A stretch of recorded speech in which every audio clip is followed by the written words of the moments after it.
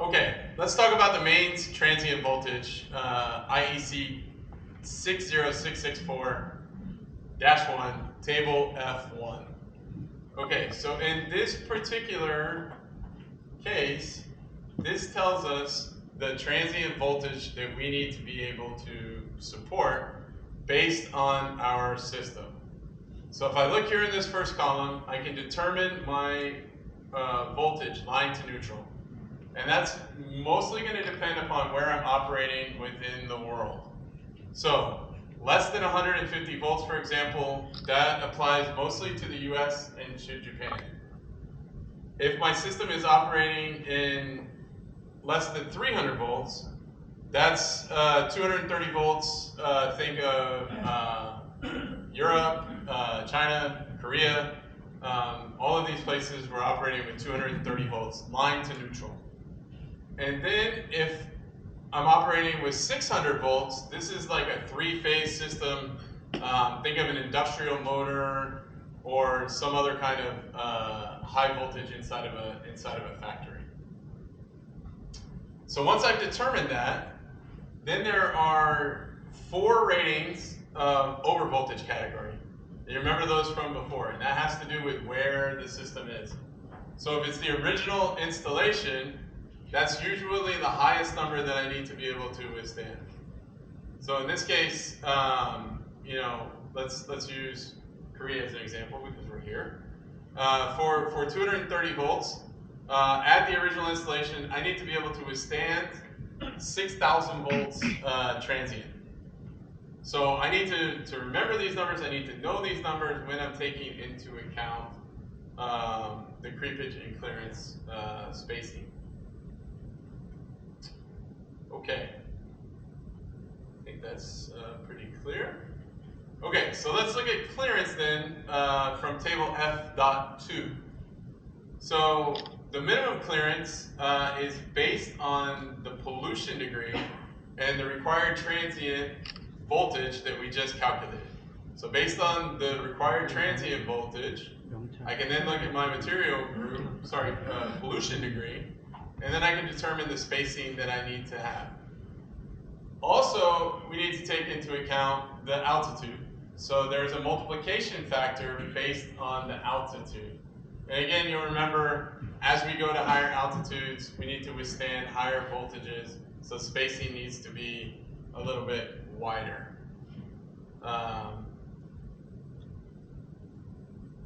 Okay, and then, so clearance, the parentheses, whoops, let me go back. Clearance in these parentheses we've taken from IEC 62368, which is covering server, telecom, and equipment, which is a bit more stringent than the standard IEC 60664. Okay, so now if we look at creepage, this one comes from the IEC 60664-1. This is table F4. So for this one, we need to look at the pollution degree, and we need to look at the material group. So based on the pollution degree, whether it's 1 or 2, and then the material group, that's going to give us our spacing for the given installation that we need. So material group 1, we can see if we're operating 400 volts, we need to have 2 millimeters of spacing. If we're operating with material group 3, we need to have 4 millimeters. So why did I highlight these two? So let's consider that we have a part, which we talked about, usually the plastic insulating material on a particular IC is material group 1. So the spacing for material group 1 could be 2 millimeters. But once I put it onto the PCB, I notice, okay, material group 3, I need to have 4 millimeters. So the creepage along the part is fine, but I need to have extra spacing on the PCB in order to account for this different material group. So we'll talk a little bit about how to deal with that later. let's look at a couple of examples here, and you'll notice that these tables are similar to the table that we had earlier, in which we have functional isolation, basic isolation, and reinforced insulation. And so for those, we're going to talk about what the different parts are within the system. And by looking at the different parts in the system, then we can figure out what the spacing needs to be for those. So this is a typical telecom AC to DC front end, universal input, so 85 to 265 volts in, with a 40 to 60 volt output. The output here is typically floating because we're connecting it to a battery backup system. So in this case, we're going to notice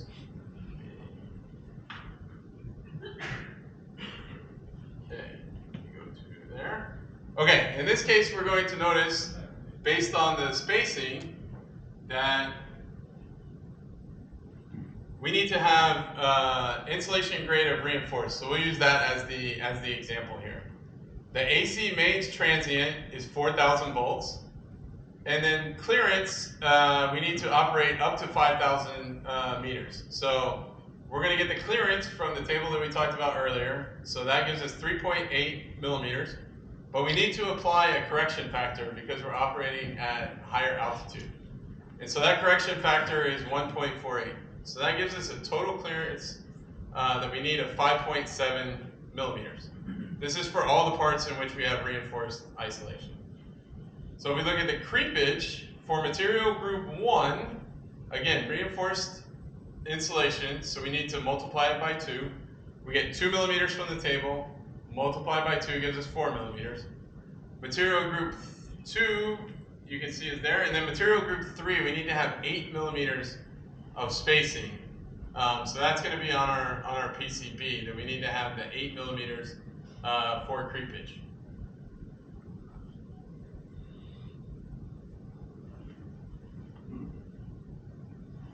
Okay, if we look at another example here, this is an example of a server with a 12 volt output. The front end kind of looks the same, but the secondary is a little bit different, and we're going to talk about why this is different. Basically because the 12 volt output is typically connected to earth ground through the chassis. Thus, basic insulation would be recommended, which is one level lower than the previously discussed where we needed reinforced insulation. So based on the basic insulation, we can see how things change over here. So we don't need to have the factor of 2 for the different creepages. So we have 2 millimeters, 2.5, and 4. And then this one is also lower, but we still have to take into account the altitude factor. Okay, if we look at a third example here of an onboard charger, this one, again, is going to require reinforced isolation. And so for this one, there is a variety of items in here which require reinforced isolation, and some which could require, only reinforced, sorry. So for the reinforced isolation, we need to look over here, and we can see that our voltage is 4,000 volts for the in the European Union. So for onboard chargers which are in Europe, China, Korea, we're going to operate with 400 volts. So we need to have 4,000 volts over here for our working AC mains transient. So again, 5,000 meters here, so we apply the correction factor times 1.48. And then for the creepage and the clearance, again, so material group, depending upon the voltage, sometimes we have an 800 volt battery, sometimes we have a 400 volt battery, and given that specification, we end up with different spacing. So in the case of an 800 volt battery, we could end up with spacing as high as 11.2 millimeters, which is quite a lot. So what do I do if, like I said before, I have material group 1, in which I only need 2 millimeters of spacing, but then I have material group 3, where I need bigger spacing. So one thing that we can do is we can add a cutout to the PCB. So within the PCB itself, we can provide a cut, and that cut allows us to have a larger creepage. And the dimension of the cut, the space of the cut that we need to provide, is based on the pollution degree. So if I have pollution degree 1, I need to have 0.25 mm. Pollution degree 2 needs to be at least 1 millimeter, and then pollution degree 3 needs to be 1.5 in terms of this space across there. So for the most part, for pollution degree 2, the FR4 board of material group 3, 1 millimeter spacing is enough. So this is usually what we see in the industry, is we see this kind of spacing where there's a cutout. Okay, if we're not talking about creepage and clearance for safety purposes, and we're only talking about high voltage spacing, there's a couple of different places where we can get the spacing that we need. So again, IEC 60664 gives a few to avoid failure from tracking. So again, this is creepage related to tracking and failures that will happen in your system, not for safety purposes. Okay, and then if I look at IPC 2221, this one provides generic standards for printed circuit board design. It also gives you the information that you need for conformal coding and spacing based on that as well. Okay, so looking at the high voltage spacing, given these different standards. So again, over here we have the working voltage that you need to be able to isolate from, and then the spacing given here in millimeters. And you'll see we've done this for three different standards, and then one where it's coded and one where it's not coded.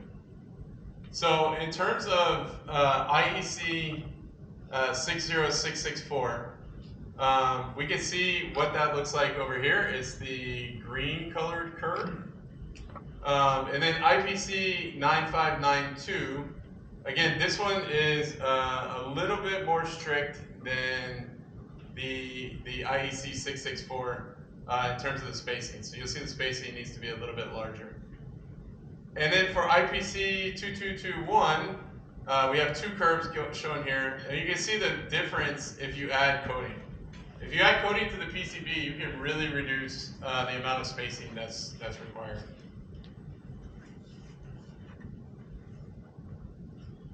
Okay, so even though we talked about all of this, there's lots of different standards, there's lots of different organizations that look at this. We still see a huge amount of inconsistencies in the industry for spacing, even in the same application. So what we've done here is we listed a table of devices that would be used for the same application. Pretty much all of them are 650 volts. This one's listed as 600. But pretty much all of them are 650 volts. And you can see what we've done is we've looked at the spacing between the drain to source. And we get a lot of different numbers based on different vendors, based on different packages. And so you can see how greatly it varies, all the way from a TO220 package 1.1 millimeter up to some that are 2.8 millimeters. So for an uncoated PCB, this spacing could be a problem depending upon the voltage level. So for uncoated PCBs, 2.5 millimeters is what we need for a 400 volt bus. So a TO220 package that was operating at this level, we would need to put a coating on the PCB in order to be able to meet the high voltage spacing requirements because of the spacing that's there. Okay, we do have other exceptions for high voltage spacing. Again, for functional insulation. Again, not for safety, but for high voltage spacing on something that is sealed. So you need to either meet the creepage and clearance requirements that we discussed previously, or they can withstand an electrical strength routine test. So we typically refer to this as the HIPOT test. And so you'll see this a lot within PC adapters or phone adapters in which they're really trying to cram the materials in. Some of them can accept up to 1 kilovolt per millimeter. Now what's important to note about the HIPOT test is if you choose to go this route with your product, you need to test every single product, every single adapter. So if you don't want to follow the standard and you're making 1 million phone adapters, you got to test every single one of those with the HIPOT. So that's could be a big burden in your system.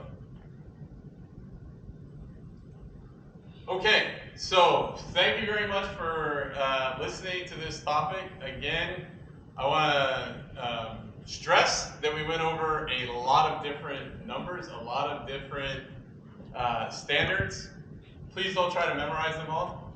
It's not possible. But know that in the reference material that we have here, we have listed all the ones that I talked about. We have provided ways for you to get other references as well, which will be included. Now, if you remember, Pradeep said earlier that you could scan your badge in order to get the materials. So I want to make sure that everybody knows that. There's a QR code there. You can get the English version of the slides. The Korean version of the slides will be coming soon. Okay, so just to review what we talked about, creepage and clearance. So clearance is the spacing within air between two conductors. Creepage is the distance along an insulating material. Sometimes the same, sometimes not the same.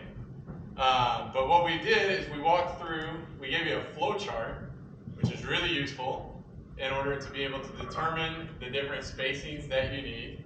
And then we discussed 3 examples. So we discussed a telecom system, server system, and an onboard charger that you could use as an example.